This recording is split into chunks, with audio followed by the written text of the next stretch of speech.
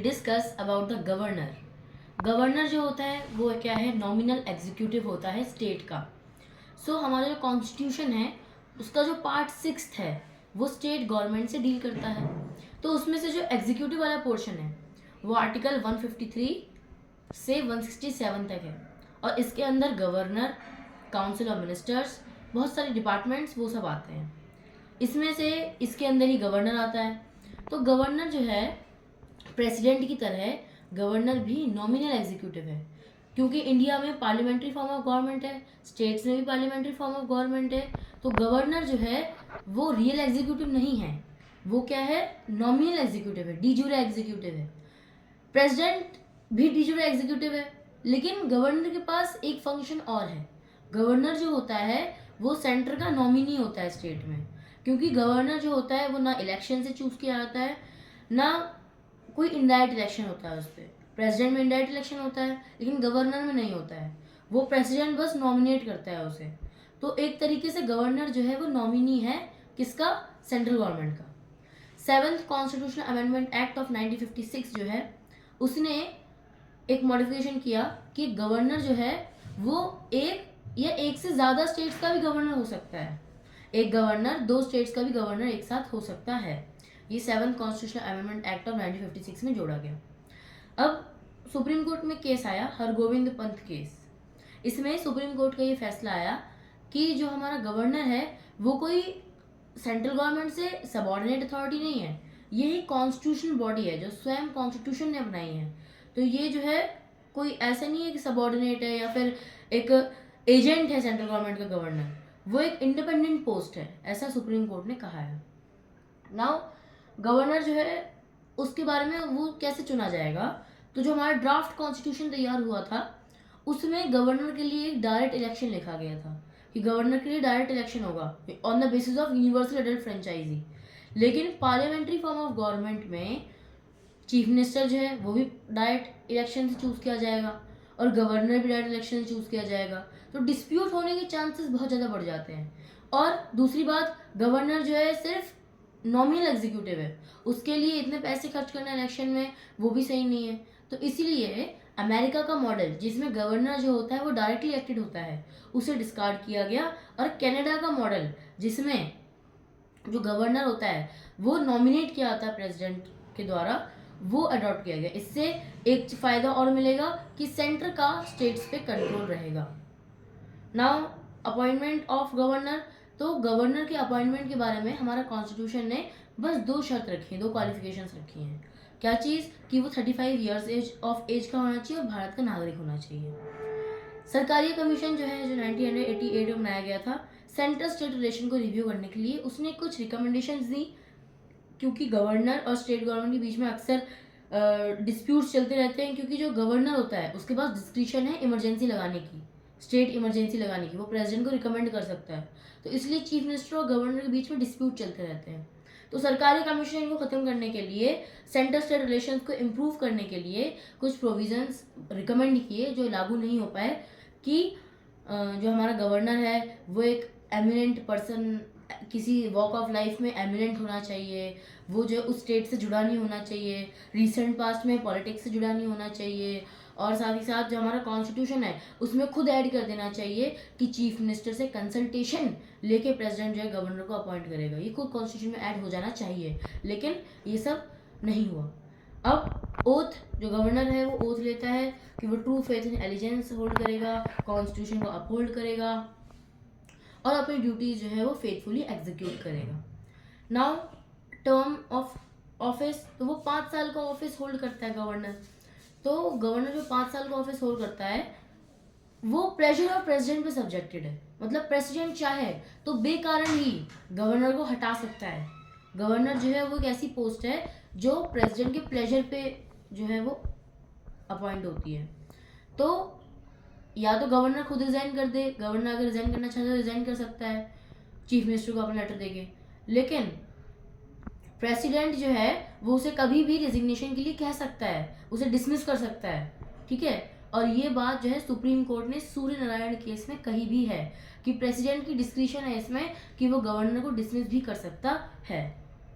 Now अब ये governor का टर्म हो गया। अब सैलरी, तो गवर्नर जो होता है वो, उसको राजभवन जो होता है उसमें फ्री रेजिडेंस मिलता है, बहुत सारे इमोल्यूमेंट्स मिलते हैं, मेडिकल फैसिलिटीज़ मिलती हैं, टेलीफोन फैसिलिटीज़ मिलती हैं प्रेसिडेंट की तरह। और प्रेसिडेंट की तरह ही प्रेसिडेंट जैसे होता है ना, तो उसे कोई भी अगर वो क्राइम भी कर देता है ना, तो उसे अरेस्ट नहीं किया जा सकता, उस पर कोई प्रोसीडिंग नहीं चलाई जा सकती। ऐसे ही गवर्नर जो है उसके पर्सनल एक्ट्स पे भी गवर्नर जो है उसे अरेस्ट नहीं किया जा सकता, उस पर प्रोसीडिंग्स नहीं चलाई जा सकती। लेकिन सिविल केसेस में उसे 2 महीने का प्रायर नोटिस देके उस पर सिविल केसेस पे प्रोसीडिंग्स चलाई जा सकती है गवर्नर पे। और उसकी सैलरी की बात करें तो पहले उसकी सैलरी गवर्नर की 1.1 लाख होती थी, और पार्लियामेंट ने 2018 में इसे 3.5 लाख कर दिया। नाउ टर्म, अब power and functions of governor. Governor की पावर एंड फंक्शंस क्या है? तो गवर्नर के पास बहुत सारी पावर्स हैं। एग्जीक्यूटिव पावर है, लेजिस्लेटिव पावर है, जुडिशियल पावर है, फाइनेंशियल पावर्स है। तो और इमरजेंसी जो प्रेसिडेंट था उसमें 7 पावर्स हैं। एक हमारी एग्जीक्यूटिव है, लेजिस्लेटिव है, फाइनेंशियल है,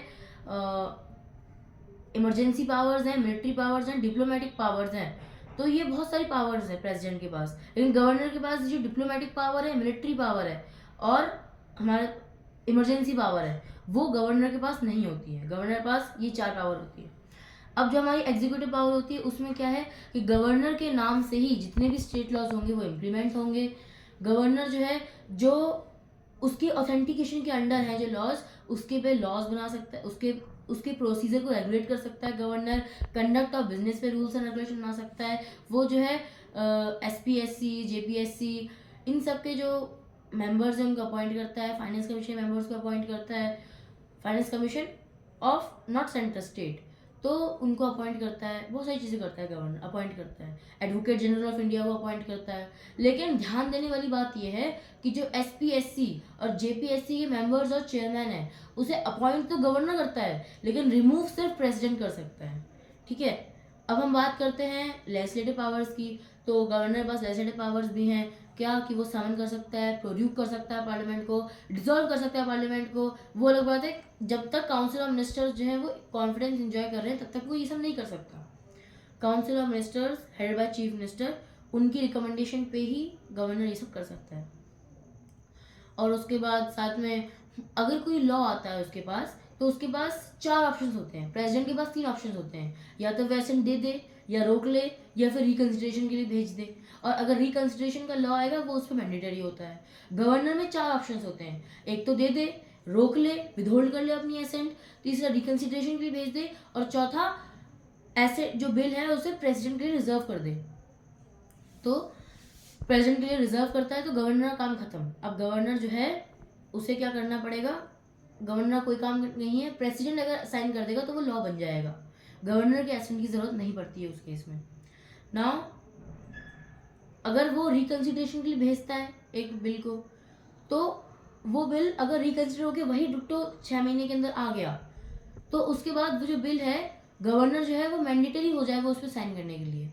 लेकिन अगर प्रेसिडेंट के पास उसने रिकंसिडरेशन के लिए भेज दिया, उसके बाद प्रेसिडेंट ने उसे रिकंसिडरेशन के लिए भेज दिया, तो जो हमारा स्टेट लेजिस्लेचर है अगर वो दोबारा वही लॉ पास कर देता है, तो जब वो प्रेसिडेंट के पास जाएगा तो प्रेसिडेंट जो है वो ऑब्लिगेटरी नहीं है, प्रेसिडेंट बाइंडिंग नहीं है, दोबारा रिकंसिडरेशन के लिए भेज सकता है, ऐसे उनको रोक सकता है और क्या है दे सकता है।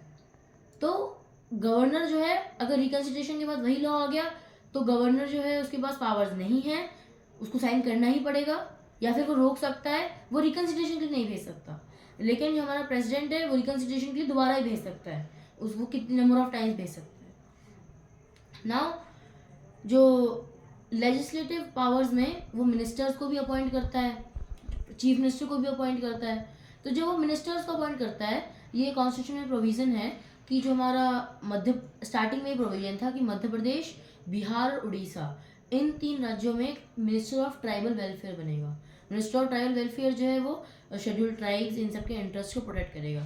वो OBCs, schedule caste, schedule tribes, इन सबके इंचार्ज को भी ले सकता है, लेकिन उसका काम जो है वो ST तक मैक्सिमम रहेगा। तो 94th constitution amendment act of 2003 उसने जो है क्या किया, बिहार जो है उसे हटा दिया इस लिस्ट से और झारखंड और छत्तीसगढ़ को जोड़ दिया, क्योंकि मध्य प्रदेश दो हिस्सों में टूटा, मध्य प्रदेश छत्तीसगढ़ में 2000 में ही बिहार जो है दो स्टेट्स में टूट गया, बिहार और झारखंड। बिहार में कोई रिजर्व सीट नहीं है एसटी के लिए, और एसटी की पॉपुलेशन ही बहुत कम है बिहार में, तो इसलिए बिहार को इस लिस्ट से हटा दिया गया और झारखंड और छत्तीसगढ़ को जोड़ दिया गया। नाउ अब हम बात करते हैं गवर्नर की फाइनेंशियल पावर्स। तो एक बात यह है कि अगर मनी बिल अगर स्टेट लेजिस्लेचर पास करता है तो गवर्नर के पास ना गवर्नर के पास ना प्रेसिडेंट के पास, इवन प्रेसिडेंट के पास भी रिकंसिडरेशन के लिए भेज देने की पावर नहीं है।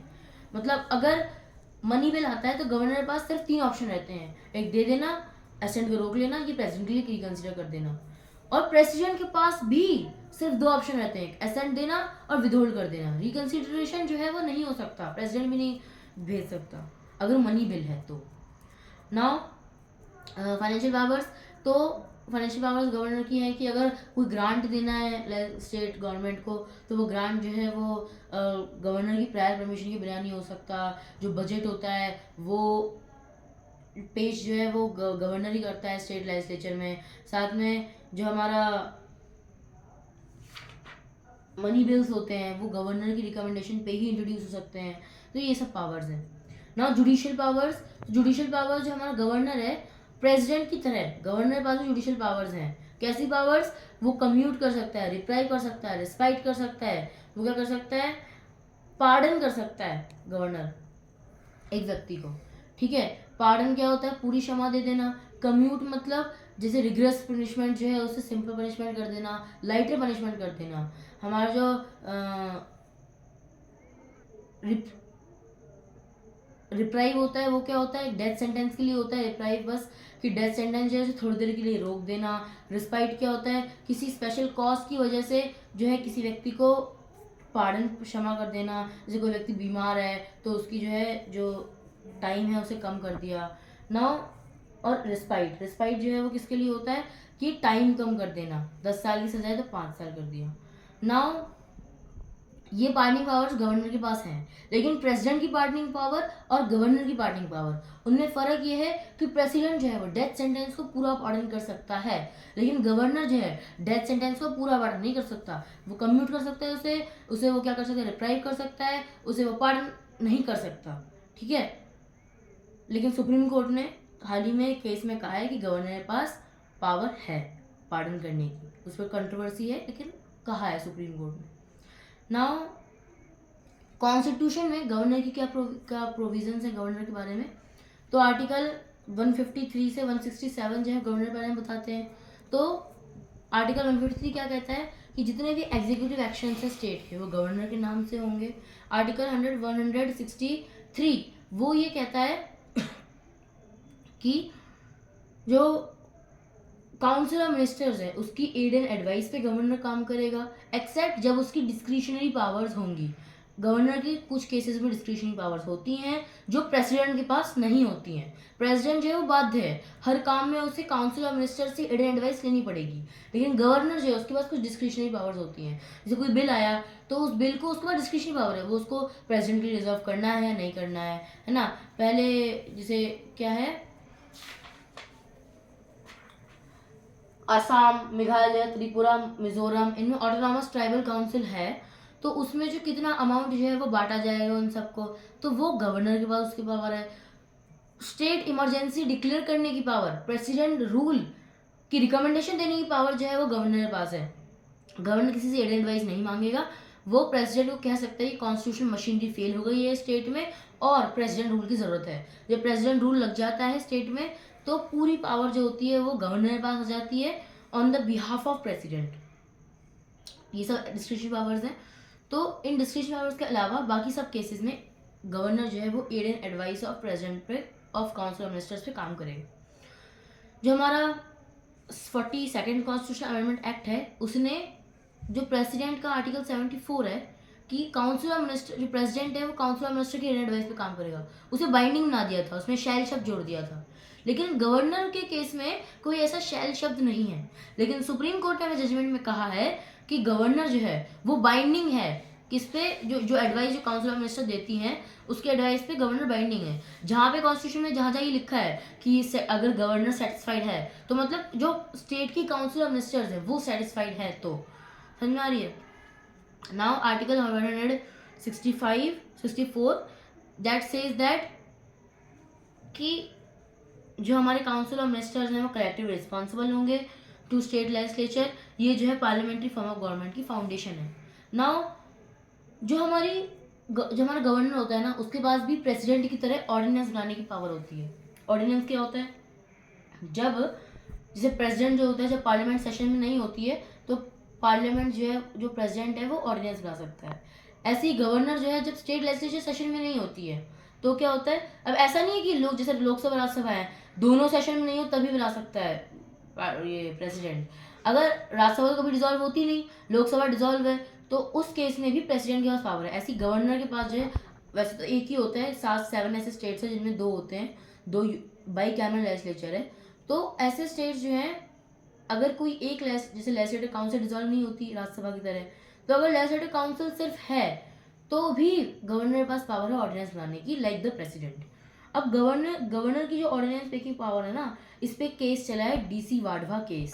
डीसी वाडवा केस में क्या है, बिहार का घटना है कि 1956 से 1971 के बीच इन 14 सालों में गवर्नर ने 256 ऑर्डिनेंसेस बनाए। गवर्नर ने 256 ऑर्डिनेंसेस बनाए। कॉन्स्टिट्यूशन में ये प्रोविजन है कि अगर ये एक ऑर्डिनेंस बनता है तो पार्लियामेंट जो है, प्रेसिडेंट अगर बनाता है तो पार्लियामेंट, और अगर गवर्नर बनाता है तो स्टेट लेजिस्लेचर, उसे सेशन में आने के विदिन 6 वीक्स के अंदर उसे अप्रूव करना होगा। अगर वो नहीं करती है तो वो जो हमारा ऑर्डिनेंस है वो अपने आप डिसबैंड हो जाएगा। लेकिन और जो हमारा गवर्नर था बिहार का, उसने क्या किया, बार बार रिप्रमलगेट करता गया ऑर्डिनेंसेस को। रिप्रमलगेट करते करते करते करते 14 साल तक उसने 256 ऑर्डिनेंसेस बना दिए। तो सुप्रीम कोर्ट ने कहा कि अगर एक ही टेक्स्ट के बार बार अगर रिप्रमलगेट किए जाएंगे ordinances, that will be unconstitutional and wide, और जो गवर्नर की ऑर्डिनेंस मेकिंग पावर है वो लेजिस्लेटिव पावर के पैरेलल नहीं हो सकती। नाउ जो हमारा गवर्नर है उसके पास कुछ और पावर्स भी हैं, रिस्पॉन्सिबिलिटीज हैं। रिस्पॉन्सिबिलिटी क्या क्या है, जैसे महाराष्ट्र में विदर्भ और मारवाड़ी की डेवलपमेंट बोर्ड्स, गुजरात में सौराष्ट्र और Kutch, Nagaland, Manipur, Assam, north eastern states में, तो वहाँ पे जो है ना, जो कर्नाटका और हैदराबाद रीजन है उसके डेवलपमेंट के बोर्ड्स बनाना, तो वो सब जो है स्पेशल रिस्पॉन्सिबिलिटी असाइन की गई है गवर्नर को। नाउ गवर्नर चैप्टर ये खत्म होता है। Thank you.